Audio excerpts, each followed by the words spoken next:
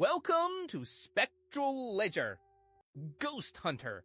3 profit-driven hunters take a lucrative job in a derelict subway, only to discover that the spirits they hunt are fragmented memories of a citywide tragedy.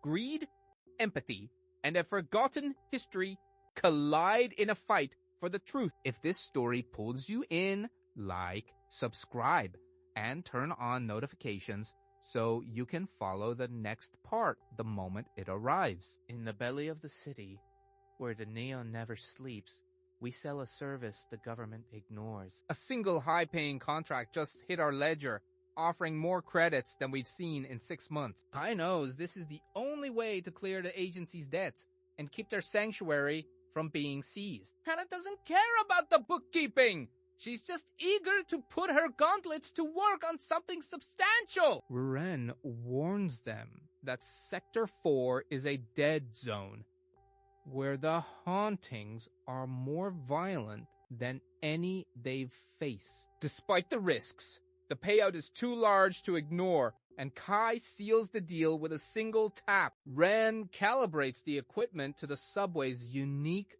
frequency, preparing them for the psychic turbulence ahead. They step out into the rain, unaware that the ghosts of Sector 4 are waiting for more than just an exorcism. We stepped into the Sector 4 subway, where the air felt heavy with a cold electric silence. At the end of the platform, we found the target, a shimmering amber entity collapsed in grief. Anna immediately squared her shoulders, her gauntlets humming as she prepared to neutralize the threat. Ren stopped her, noting that the spectral readings weren't aggressive, but fragmented. It wasn't a monster.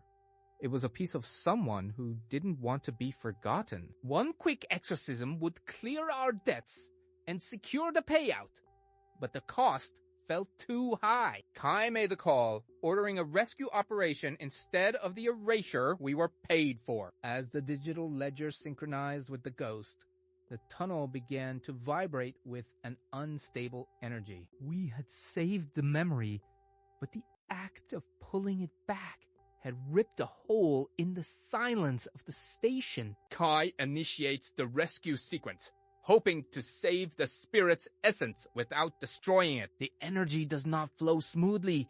It fights back, surging through the ledger with violent intensity. Suddenly, the subway walls vanish, replaced by a psychic flash of a massive building collapse from the city's forgotten past. Hannah leaps forward, deploying her gauntlets to shield Kai and Ren from the psychic shockwave. Ren warns that the surge has acted as a beacon, broadcasting their location to something far more dangerous. A towering shadow known as the Collector descends from the ceiling, drawn by the scent of the fragmented memories. Kai tries to shut down the rescue link, but the Collector's presence has locked the system in an open state. Hannah launches a desperate strike at the entity's core to buy her friends a few seconds of time. The entity dismisses the attack with a single blow, sending Hannah crashing into the gritty concrete walls. The Collector ensnares Kai and Hannah in a void of violet energy, leaving Ren as the only one left to face the beast. The Collector's void snaps shut, trapping Kai and Hannah in a crushing sphere of violet energy. The psychic pressure mounts, draining their strength as the void begins to compress. Ren desperately attempts to hack the energy frequency, but the scanner's teal displays flash red with critical errors. Ren realizes that standard protocols are useless against a creature of this magnitude. There is only one way to breach the shell, but it requires pushing the scanner far beyond its safety limits. The Collector prepares a final, crushing blow, leaving the group with only seconds to act. Rin decides to sacrifice his most precious tool to tear a hole in the void. A violent surge of amber energy erupts from the device,